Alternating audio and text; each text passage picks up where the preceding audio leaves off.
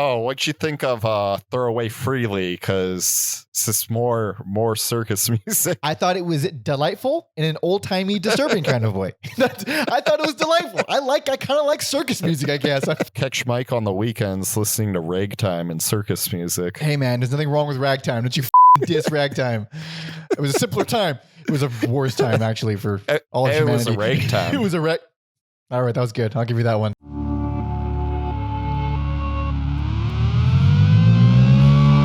Welcome to Loose Ends, episode 3. You know exactly who I am if you're listening on Patreon, and I'm joined, as always, by my co-host, Alexander Volz. Say hello. Hello. And first of all, thank you, everyone, for patronizing. We appreciate you the most. You keep us going. For the love of God, we'd be dead without you. I was not expecting to get to a Loose Ends this quickly, but I forgot that technically this counts. So this is Every Album Ever for anybody who's new. This is a Loose End series. This is our spin-off series. This is our Frasier.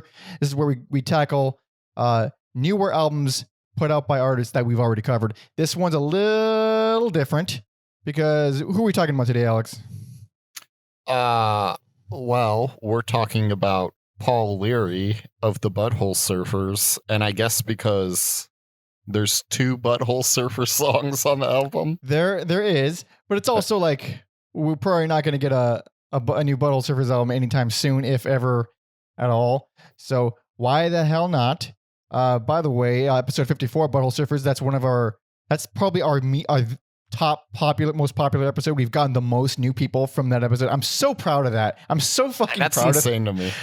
No, it's perfect, Alex. It makes the most sense. It's how we became friends. So therefore, it makes the most sense that it's how people are finding us. They're the best, man. The Butthole Surfers are the fucking best. So this is about as close as we're going to get to a legit Loose Ends Buttholes episode. So we're talking about Born Stupid by Mr. Paul Leary.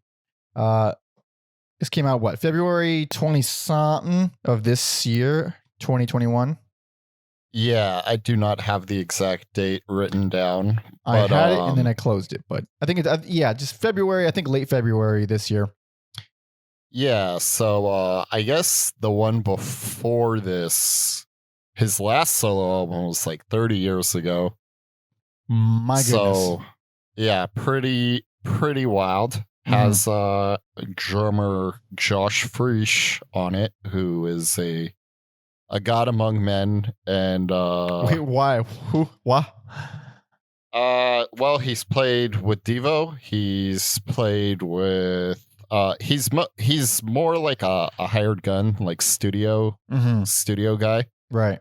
But he's played with Devo, like 9 Inch Nails, Oh, so many different acts, but he is a very good drummer. So very cool. Also, February 12th. I just double checked. Okay. I knew it had a 2 and a 1 in it. All right, close enough. So yeah, I had absolutely no idea what I was getting into. I'm assuming Paul Leary, it's gonna be Butthole Surfers-esque, so therefore weird. Yes. But I don't know exactly what. Because the last Butthole Surfers album is not exactly the most representative of the Butthole Surfers. It was a little wonky. We thought it was the worst. If you want to check that episode out, I think most people consider it the worst. Maybe saw a few mentally ill stragglers here and there that like it, but overall, it's an odd album.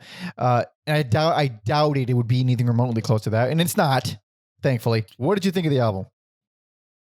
It's Well, if you're a weirdo, which you probably are if you listen to the Butthole Surfers, this is a nice, easy listen. There is nothing too remarkable. Uh-huh. I think if I was going to summarize it, it is Western psychopath clown circus music. Yep. That's about it. Yeah. Yeah, I liked a few songs here and there. And like I said, it's real brief. 28 minutes, very short. Yes, it is an easy listen. I can say right now, I liked it more than you. I for sure liked it more than you. Interesting. Yeah. Dude, it's a weird album. It's really weird. It's so goofy and so clowny, but like again, it's that thing where if you take a thing and you find a way to make it creepy, you won me. I'm yours. And and this is a very interesting thing about this album is that you never know what's supposed to be serious on here. And I like that. Like it seems like it could all be a joke. It could all be kind of serious. It's all that really unstable. And I like stuff that makes me uncomfortable like that. To me, there was like a layer of sincerity to it. Yeah. Like the title track alone, like Born Stupid is, it's jokey, but then like when he says lines like with so much strife and peril in this world, I'd like to help make things better, but instead I had to be born stupid. Like there's this it's pretty depressing actually. It's depressing, but then like the way it's presented too, I don't know. There's like a level of sweetness to it. Actually, it is sweet. And the title track is the first song on the album. I was worried. I was real worried. I was like, oh, this is Were you?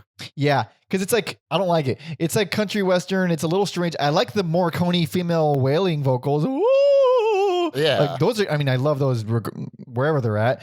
But it's like, it's more cute and endearing than I thought, like good. And then immediately after that, it gets weird with do you like to eat a cow? It's like legit creepy. That is circus clown killer music. It's like would you like to eat a clown? Yeah, or a cow. It's like nursery rhyme music, but and this is like a lot of the album. It's like nursery rhyme, happy carnival county fair music with these very sinister, weird, deep vocals.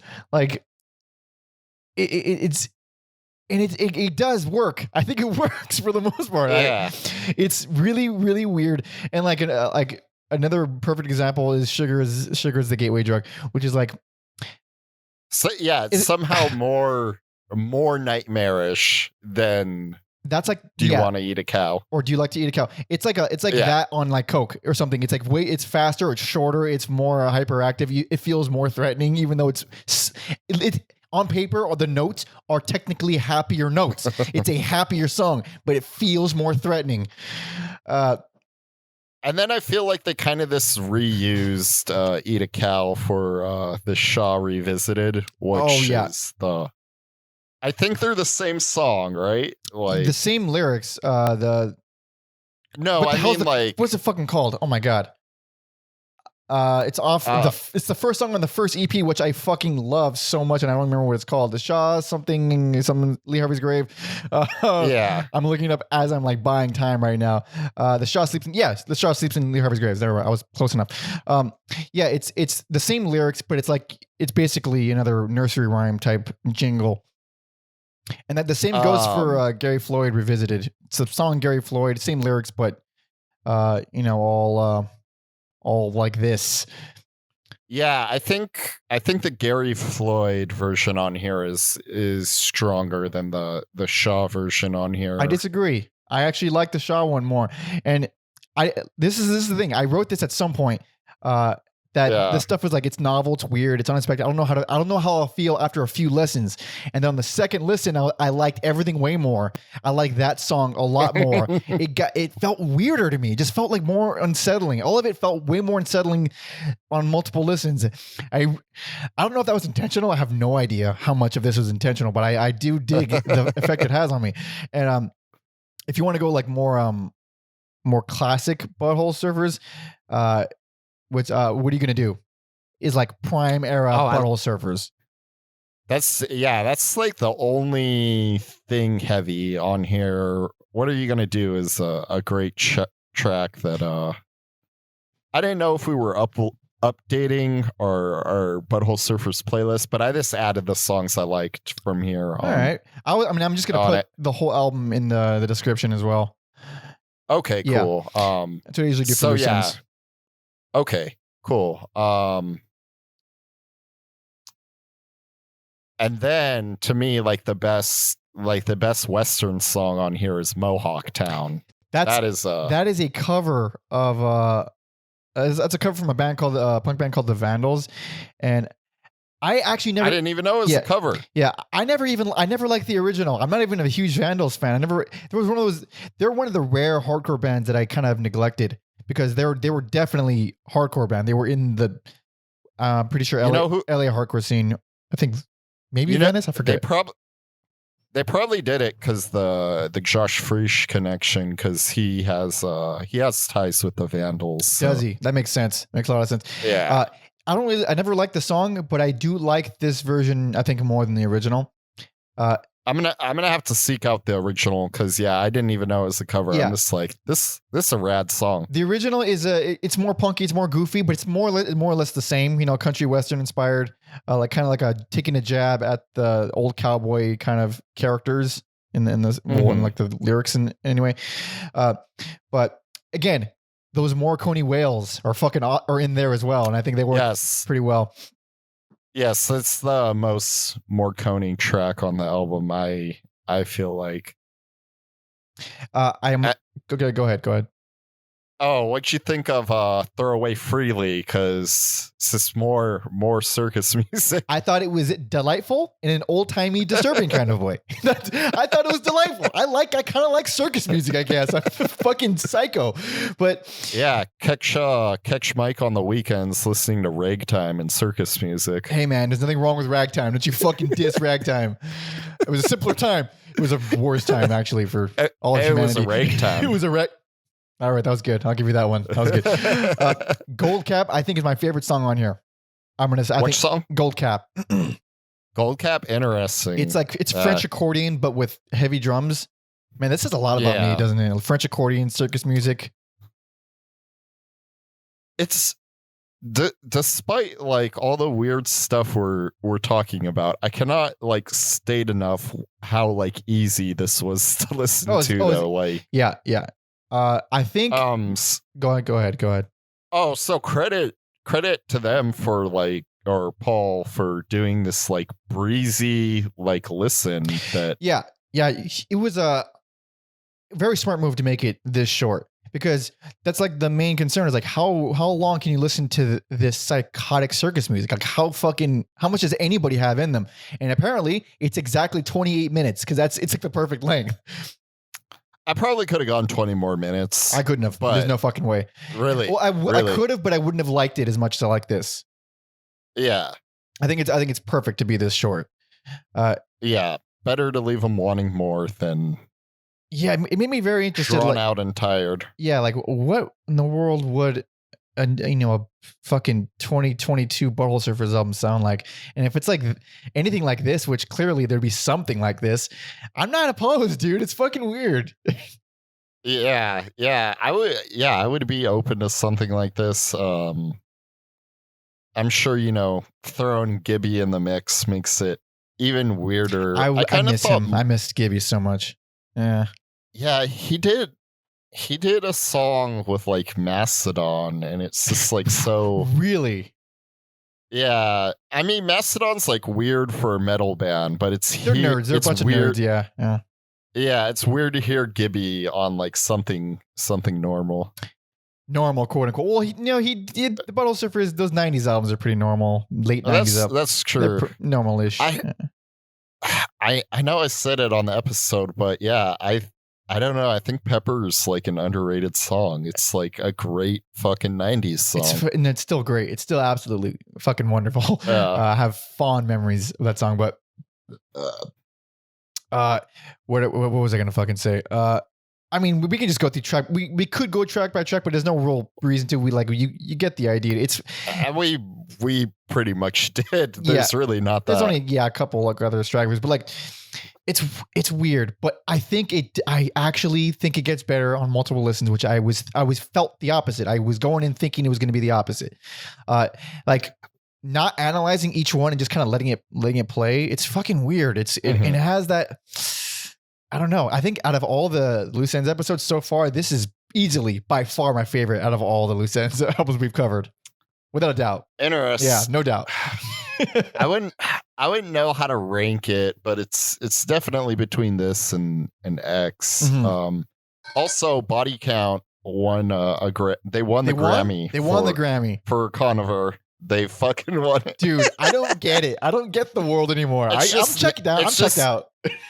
It's just a name. I think people know like Ice-T is in Body Count, and then if they see like Ice-T next to like I don't know who else was nominated, but wasn't like Code Orange or yeah, if they see like Body Count and Code Orange and they don't listen to metal, they're like, oh, I know Body Count. I know Ice-T. Ice-T. I'm just gonna check that box. That's why, man, award shows are the biggest crock of shit in like all of media. Oh, there's a lot of crocks of shit in medias, but like the award shows for music, like okay.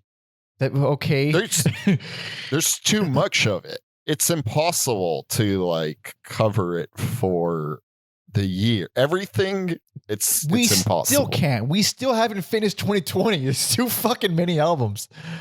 I know. I've been really bad about that. Oh, dude, me too. Yeah. I'm so behind with like, I've done it I barely started doing casual listening to like albums that aren't homework. And you know what that album was?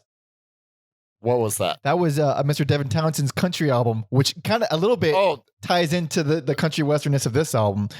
Dude, it's incredible. Right? What the fuck is it called? I'm going to pull it up right now. I'm so glad you liked it. It's with a female artist whose name... Oh, Casualty of Cool. Casualties of Cool. I'm going to pull it up right here to find out the girl's name, if I can find it.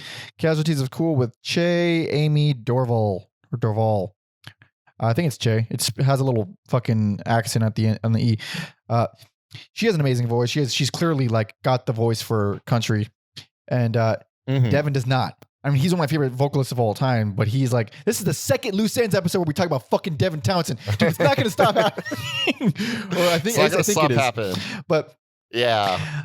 Like he does not have a country western voice, but he does that whole. It's like space western, really, because it's so.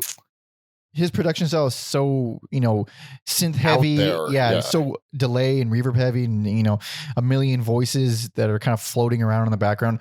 But the writing is, fuck, dude. That's like anybody who's hesitant to listen to country, listen to something like that, where it's not just the same bullshit ass chords about driving your fucking pickup truck. It's like actual interesting arrangements and like chord progressions that are kind of like, I get that they're playing it like country, but it doesn't feel country. It's like all the the presentation is country, and that's it. Pretty much ends there, and I think that's fucking brilliant. Yeah, that's it. Also, if anyone wants to check out like what's the off the beaten path like country artists that I recommend, this artist are called the Punch Brothers, and they're just so beautiful. Like they covered like Radiohead, and it is not what people think of when they hear the term country music, but it very much is without being like weirdo shit. Like you could throw the Punch Brothers on in around polite company. Yes, in normal company, family setting, maybe. So, interesting. Yeah. So, any jumping off points in particular you'd recommend? Let me look up what their album is called, because it's been a while, and I was not expecting to do this. Should have known. I mean, yeah, these Loose Ends episodes are usually like 20 minutes album, 40 minutes, whatever the fuck. I wasn't prepared either. But their album Anti-Fogomatic, that's the one to do. Oh, that 2010 looks like. Yeah, that is. That's a badass that's album where cover.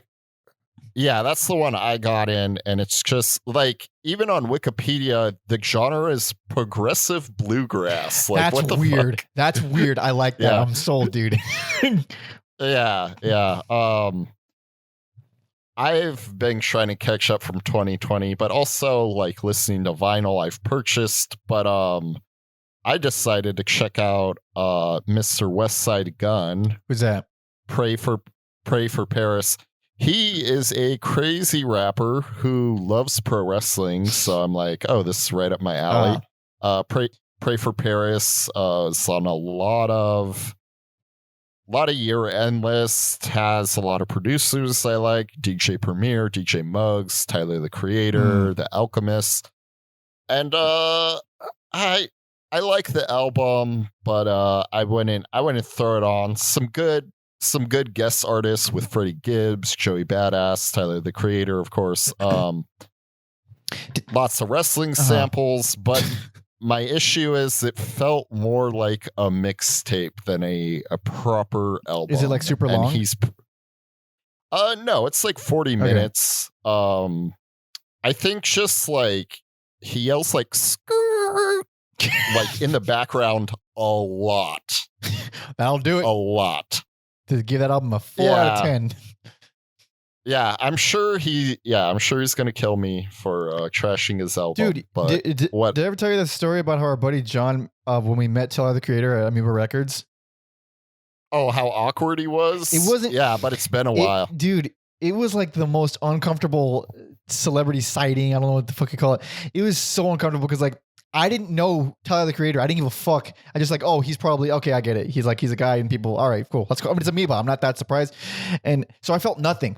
I was just the guy making dumb jokes and taking the photos. Where John, our buddy John, was real nervous because he was like, all right, fuck it. All right, can I get it? And Tyler was like, he should have just said no. He should have just said. No, sorry, man. I'm taking. He should have just said no because him agreeing and the faces he made in the photo were so much worse and more uncomfortable. Like he did not fucking want to be there. Like I guess it was taking a little too long for me to get all the pictures. So John started getting like a little and Tyler was like, "Hey man, have your moment, man. Have your moment." I was like, okay, breathe, dude. Fucking breathe. I'm sure he's a nice guy otherwise, but I have no idea. I would have, if I were in his position, I'd be like, sorry, man. I'm just walked away awkwardly. Like, I don't know. I'm not good with fucking people. Neither is he, I guess. Yeah.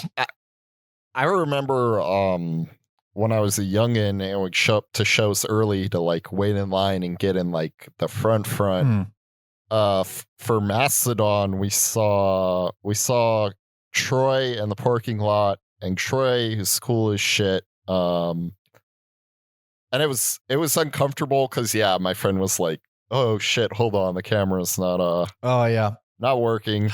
And he was awesome. And then we saw Bill, the guitar player that doesn't have face tattoos. Oh right. Yeah. He has a mustache though, so it's equally offensive. At the time, I don't think he had a mustache. I think he was clean shaven at the time. That mustache ages him at least 20 years. It's hilarious. It does. Yeah. It does. And he does have like a baby face, but like I was excited and my friend asked first if he could have a picture and he like went, make it quick. And I was just like, oh, well, fuck me. I won't even ask for a fucking picture then. Dude, I like Bill so much more because of that story. Because like what it does is it fucking humanizes him. He doesn't want to do it. He probably doesn't like meeting people, but he's not a dick, but he's not a bad guy. So he's like, yeah, okay, I respect that. For sure. It's like, because there's no win. You can't win in that scenario because like if you hate taking photos of people like I do, not that anyone's asked me, but like family members, I don't like taking photos of family members. You can't say no or else you're a dick. But it's like, how much is my happiness worth?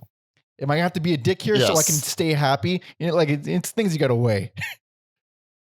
My friend had quite the collection of photos with people from bands. Sometimes not the most famous bands, but he was he's very good at tracking them down in the wild. And I honestly I would appreciate the awkward stupid story more than the photo, like 100%. Like I met Trace Bruins from Bungle. I went to go see Secret Chiefs 3 years ago, and like, dude, I fucking love Trey Sports. He's one of my favorite musicians, period, like ever. And like, I didn't want to be the guy to ask for a photo, especially because like, what am I gonna do? I've never used the photo. I just have it somewhere. It's like, I don't even know where it is. I never posted it anywhere. I have no use for it. But I just wanted to meet him. So I think I was at the show with my brother. And he never listened to the band. So I just kind of dragged him there. I didn't want to go alone many years ago. And I interrupted a conversation he was having with some guy to ask for a picture. And he was like the sweetest guy ever. He's a gigantic man. And the photo came out so hysterically bad. It came out so, we both look red and old and awful. It's like one of the worst photos I've ever taken or that's ever been taken of me. And that same show, I saw a porn star that I of course I recognize him. And it was doubly awkward. I was like, am I going to double it up? Am I going to meet one of my heroes and then a porn star that I hope definitely beat off to in the past? What kind of night is this going to be? I decided not to though, because I was like, because like, come to think of it, like in retrospect, I also would have not used that photo. Like I would have had the same experience with her as the guy. Like uncomfortable. We probably look both really bad. So I should have done it really, but. Yeah, you should have. It would have, like you said, the story would have been better. The weirdness of the fact that like anybody of note was at a Secret Chiefs 3 show is remarkable though. Like, they're not a very known band, and actually everyone listen to Secret Chiefs 3. They're fucking incredible. They're crazy band. I think the act of asking someone for pictures is very weird. Yeah. Like when we went to NXT and I saw that comedian David Bory, like I had to get a picture with him, but it's like no one knows who David Bory is. It doesn't matter, like dude. You feel it. It matters to you. It's purely for me. He was super cool because he was like, wait, you want to take a picture with me? Yeah. I'm like, fuck yeah. Yeah. Like, yeah, our heroes come in different shapes and sizes, man. They don't even have to have money, dude. They don't have to have money. Yeah, one of my favorite pictures, and probably one of the few pictures I have of me and Mike together, is when we met comedian Gary Goldman. Gary Goldman, hell yeah, OG New York 100% Manx. Oh, this sweet guy. It's a very sweet guy. Yeah, very funny guy. Yeah, like that was. You know what? Thinking about it, that might have been the last live event I went to. Was to see Gary Goldman. Really? The last live event. Because the last show was Bungle, I think, for me. The last live event, I think was Gary Goldman. Yeah, they were probably both about February. Yeah. Yeah, I don't know if I've said this, but if I'm repeating myself, I apologize to people paying for this, but last event I went to was Opeth at the Palladium, and I was like white knuckling it the whole time. Yeah. Like, it's a lot of people a week before lockdown. Yeah, don't worry, they're all dead now. You got nothing to worry about. If they're filthy prog rock fans, they probably are. Yeah, good. No, I love prog rock, and I should be dead as well, actually. But life isn't fair, so I'm still here. But we talked about the Grammys earlier, and somehow she was on my 2019 year-end list. Brittany Howard was nominated for a lot of stuff, and I'm like, how was she not? I didn't even know who she was before that episode. How she not famous? She's the singer of the Alabama Shakes. Oh, and so I put her album on our 2019 list. So I was like, how is she like nominated for all this shit? That was 2 years ago. Ended up winning Best Rock Song. Rock Song. Nothing else though. Rock Song. Because that album was not rock, whatever that album was. I forgot what it was called. I guess, I remember being a lame kid and like my go-to station was like Star 98.7, which is, more like at the time, like Bare Naked Ladies, Meredith Brooks, Wallflower, shit like that. Yikes.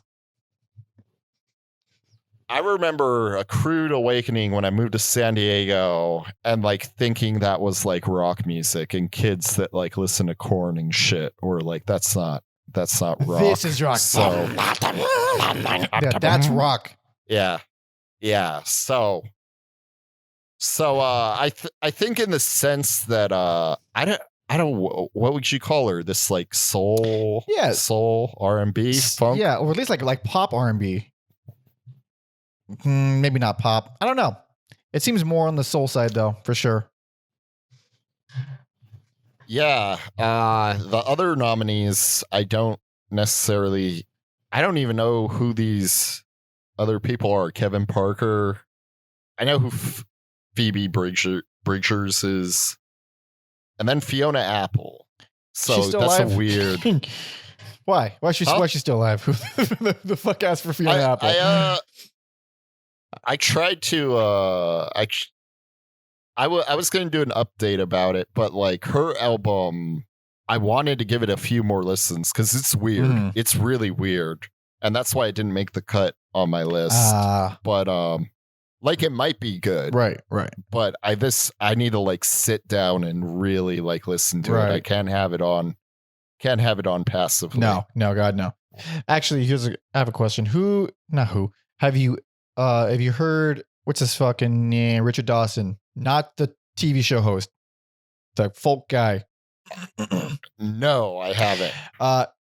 Our buddy and patronizer, Ryan recommended them. I already forgot all of the descriptions. I remember him explaining how he is and saying it's pretty. That face is not good. The face you're making right now, it's not a good face. But then, like, the way he explained, he hit a good elevator pitch for this guy, a solid elevator pitch. Okay. I have not heard it yet, but it is on my list. It's in my library as we speak. Yeah, I'll throw it on. It says he does folk music, and that's why, like, everyone who, especially all the patrons, know we fucking don't like folk at all. And he honestly looks like a guy I would beat up. He doesn't look like a super fun guy, but he looks like fat British me with a mullet, kind of the picture I'm looking at. Yeah. Or like a bowl cut. Maybe not a mullet. Yeah. Yeah, I think like 50, no. Yeah, like 30 to 50 pounds. That's me. Yeah, he's like a folky Haley Joel Osment. Man, we're just talking shit about this guy. I've never even heard of him.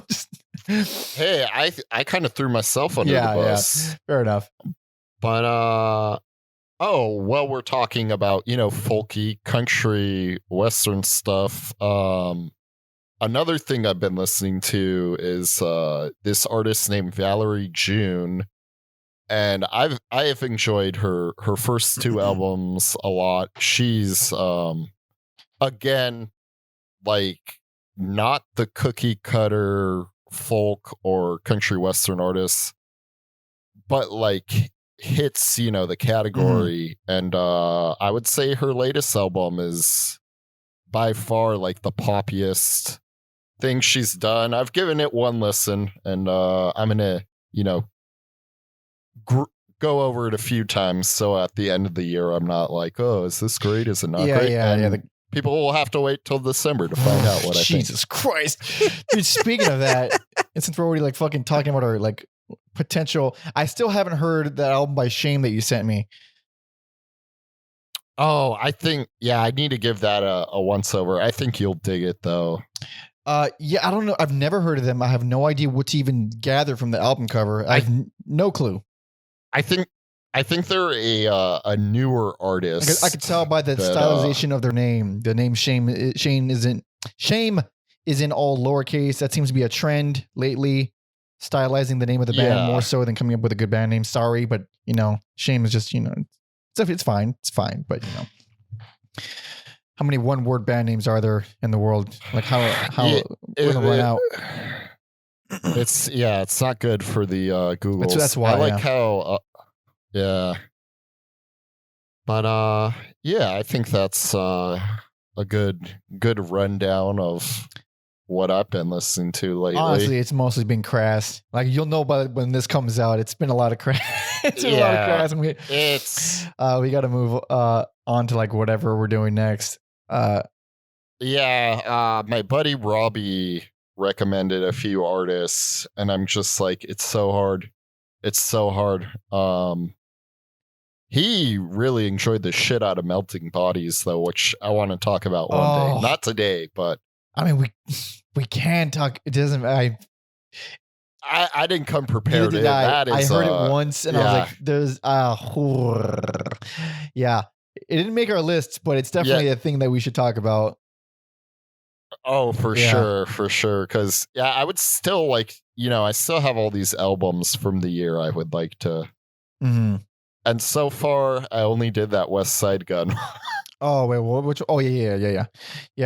The one I talked about earlier, but I don't know. I like him in general because he's just all about like pro wrestling, and it's insane that no company has like put this man on their shows yet. Like the crossover appeal. Come on, people. Hey man, his time is coming. Maybe.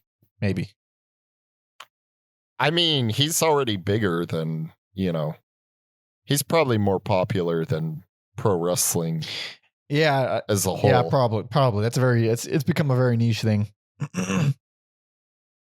It's weird. It's niche and it's weird. There's if you live in the Southern California area, they opened up a luchador store in South Pasadena. That's pretty cool. That's the most random opening, especially in South Pasadena. If anybody's been there, it's like, I mean, there's like art stores and there's like little fancy bougie spots, and then luchadors. Yeah, it's next to the video rental place I go, which is also very hipstery. Extremely. That is about as archaic as it gets. They have everything, though. Shout out to Videotech in Pasadena. They have everything. It's just like, that's how I watch like Jodorowsky movies and River's Edge and like, dude, that's so funny. This is how much of a fucking psycho I am. Like years ago, or maybe it was years ago, whatever, a long time ago, you let me River's Edge, and like I'd seen it. All right, I know. I like the movie. I'm already fucked. All right. I'm already crazy. And I always had the intention that like, I'm going to like find a girl, not literally find a girl, but like whoever I'm going to be seeing, whoever I'm seeing, I'm going to watch it with her. And then we're going to like joke or something. And I couldn't get one girl that throughout the entire time that I borrowed that movie for like, I don't know how many years, could not get one person to watch it with me. Like I actually gave up on people I was dating and went to friends, and no one would watch it with me. Damn. That movie's a good indicator to know if you're in love. If you find a girl who's down to watch River's Edge, that's like, I don't even care if you hate it. That's not the point. Is, are you willing to have an open mind to watch some silly shit? All right, that's what I want to know. That's what I want to know. Yeah, and for listeners, if you've never heard of the movie, it's probably streaming somewhere now. But before it was like fucking out of print. It was really hard to watch. It's Keanu Reeves, Crispin Glover. I was gonna say Dustin Hoffman, Dennis Hopper, not Dustin Hoffman. Yeah, it's some primetime fucking weirdness. Like Dennis Hopper's a drug dealer and his girlfriend's a blow up doll. He's missing a leg. When isn't he like that? That's true. He's like that in Speed. Speed is just a sequel to River's Edge. That's true, Keanu Reeves. Yeah, it's a weird movie inspired by real events. And if you guys just Google like Crispin Glover best acting, I think it's all clips from River's Edge. He's a triumph in that movie. He's a fucking triumph. Unbelievable. He is hands down one of the most underrated actors ever, I think. But he doesn't really act in that movie. He just sort of loses it. Like, and just says things weirdly. He says everything weirdly. Damn it. He says like, damn it. Damn it. All right, guys, listen up. This is why Russia is gearing up to kick our asses. It's like the inflections are just it's It's fucking beautiful.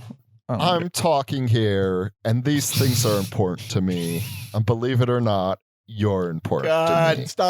stop. We're just fucking quoting I know now. all of it. Yeah, I know all of it.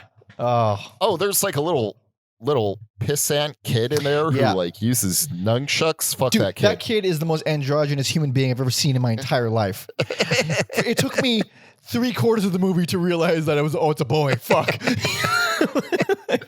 He's this because we're talking about whatever we want. He's in a movie called Near Dark, and it's the first movie Catherine, I don't want to say Bigelow. Catherine Bigelow, that's correct.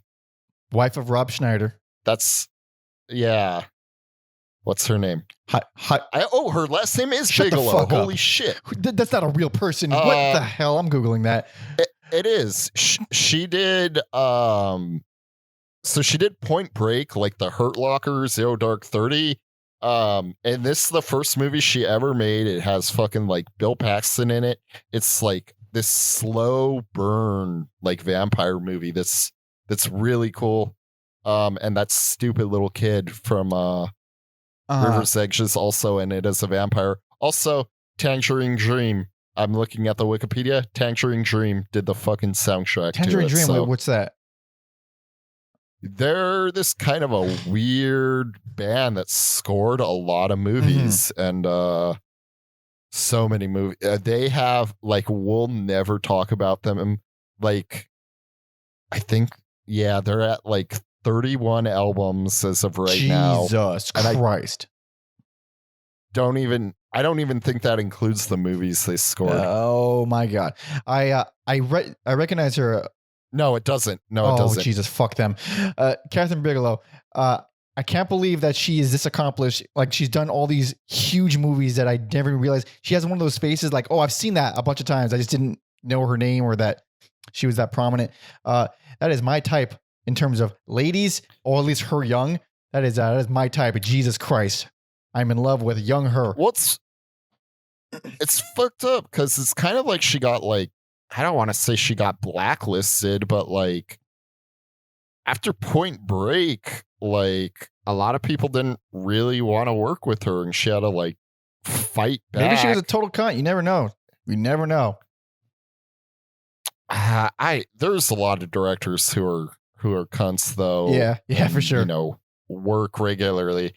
But yeah, she had to like fucking make the Hurt Locker for people to take her seriously. I didn't care for that movie.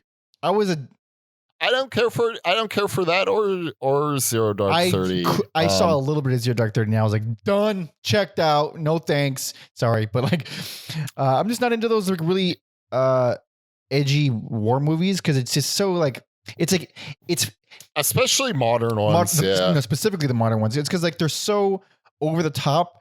You might as well call them fantasy because that's not what life looks like.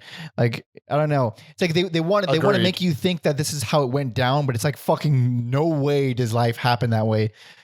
And it just bothers me. Yeah, all that. Also, it's just like it's too soon. Like, you know, World War II movies, Vietnam movies.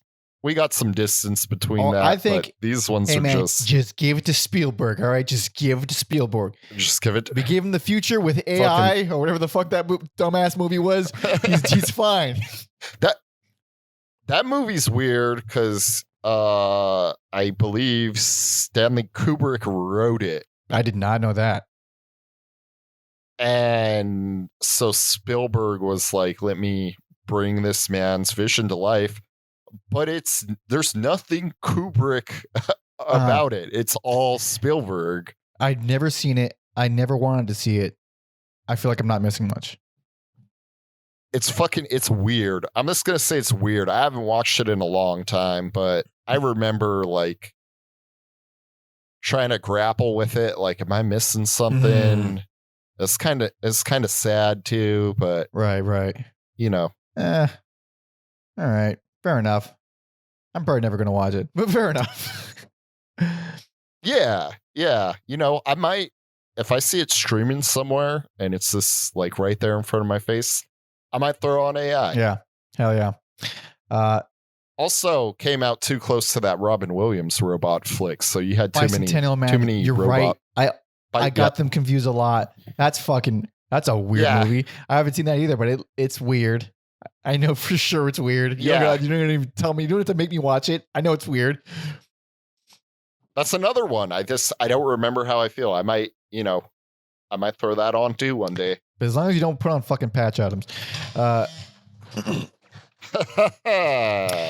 But yeah, I mean, I think before we just keep trailing off on random fucking movie talks, we might as well wrap it. So in summary, I like the album. Yes, it is breezy, easy listen with a few songs I like a lot, but not great. A very, very solid 3 out of 5. 3 out of 5. And even though we don't really do that here, I'm doing it. Yeah, who gives a shit? This is a spinoff. We can do whatever the hell we want.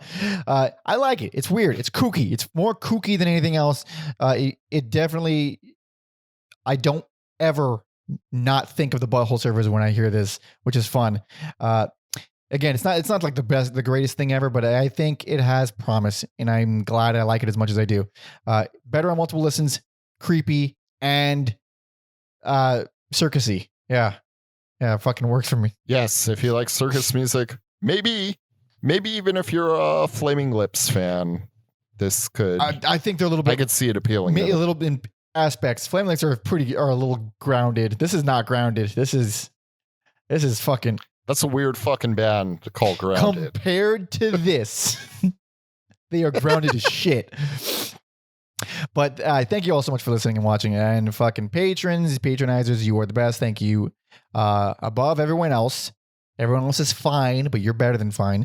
And I guess, I mean, we don't got to do the plugs. I mean, if you're finding this on YouTube, then you can check the channel. We're cool. We do things. We have videos. But if not, then, whatever. We'll keep doing our thing. Mike made a trailer for you people. If you want more, go watch the trailer. I did. It's well done. Thank you. Since getting this fucking camera, I'm like, I want to redo the trailer, but no, I'm not doing it. Not going through that. It's like not anytime No, it's soon. like stupid. It's like my mental illness being like, it can always be a little better, and that will never go away. No matter what, it will never go away. So I might as well just fucking drown it out with booze or whatever it is that I do.